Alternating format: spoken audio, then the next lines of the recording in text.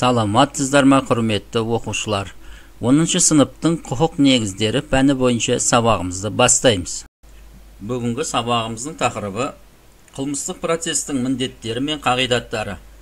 Құрметті оқушылар, бүгінгі сабағымызды бейнеролик көруден бастаймыз.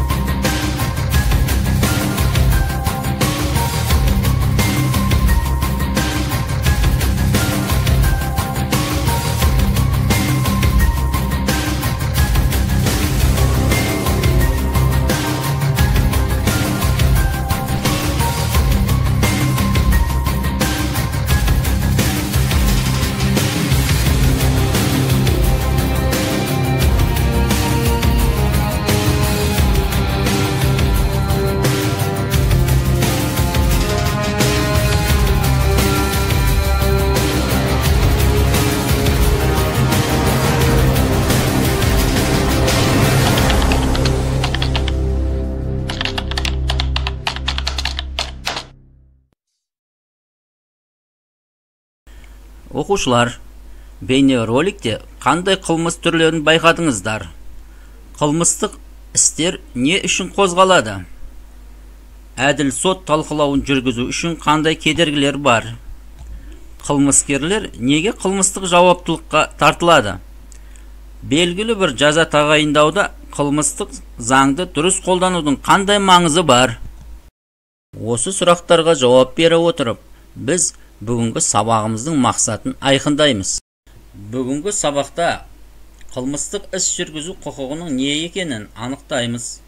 Қазақстан Республикасындағы қылмыстық процестің міндеттерін қарастырамыз. Қазақстан Республикасындағы қылмыстық процестің негіздері мен қағидаттарын анықтаймыз. Олардың мазмұнын жан-жақты қарастырамыз. Құрметті оқушылар, бүгінгі сабағымыздың мақсатына жету үшін Қазақстан Республикасының қылмыстық процестік кодексі, яғни 2014 жылы 4 шілдеде қабылданған кодекске сүйенеміз. Қылмыстық іс жүргізу құқығы сот органдарының, прокуратураның қылмыстық істерді тергеу мен анықтау, қозғау қызметін реттейтін құқық саласы болып саналады. Қылмыстық іс жүргізу құқығы азаматтардың заңды құқықтары мен мүдделерін қорғау ісінде Қазақстан Республикасындағы құқық қорғау әрекеті мен сот төрелігін жүргізуде маңызды рөл атқарады. Қазақстан Республикасының қылмыстық процестік кодексінің 2 тарауы 8 бабында қылмыстық процестің міндеттері айтылған. Оның 1 тармағында қылмыстық құқық бұзушылықтардың жолын кесу, оларды бейтараптықпен тез және толық ашу, тергеп тексеру, оларды жасаған адамдарды әшкерелеу және қылмыстық жауаптылыққа тарту, әділ сот талқылауы және қылмыстық заңды дұрыс қолдану, адамдарды, қоғамды және мемлекетті қылмыстық құқық бұзушылықтардан қорғау, қылмыстық процестің міндеттері болып табылады.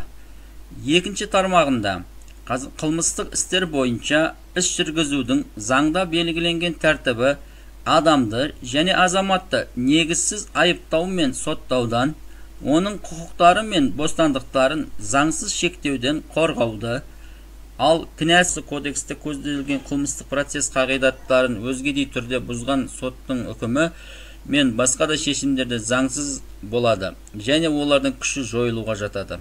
Соттың қылмыстық іс бойынша үкімі мен басқа да шешімдерін тиісті соттар ғана осы кодексте көзделген тәртіппен тексере алады және қайта қарай алады. Қылмыстық кодекстің 12 және 13 баптары аса маңызды мәселелер қарастырылған. Оның ішінде адамның және азаматтың құқықтары мен бостандықтарын сот арқылы қорғау. Яғни, әркім өз құқықтары мен бостандықтарын сот арқылы қорғауға құқығы бар.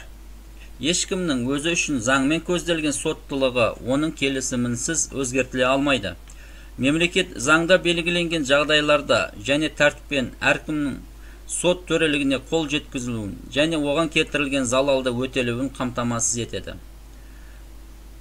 13 бапта жеке бастың абыройы мен қадір қасиетін құрметтеу.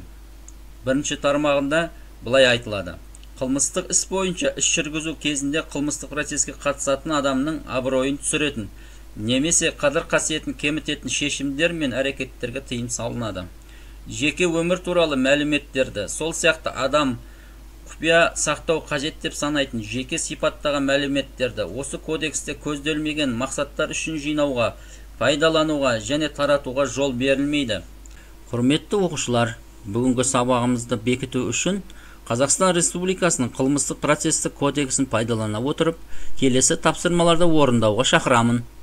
Бірінші тапсырма: сөйлемді толықтыр. Төменде берілген керекті сөздерді пайдалана отырып, сөйлемдерді толықтырамыз.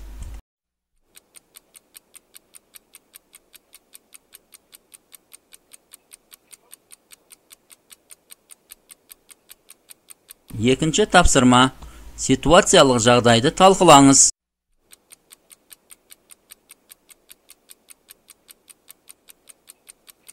Үшінші тапсырма: интерпретация жасау.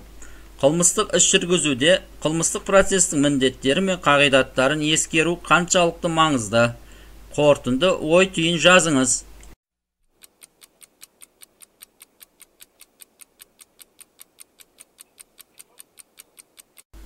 Құрметті оқушылар, бүгінгі сабағымызды қорытындылай келе, бүгін сабаққа дейін нені білдім, нені үйрендім, нені толық түсінбедім, немен жұмысты жалғастыру қажеттігін тұжырымдаңдар. Оқулықты пайдаланып, термин сөздерді ажыратыңдар. Осымен бүгінгі сабағымыз аяқталды. Қош сау болыңыздар.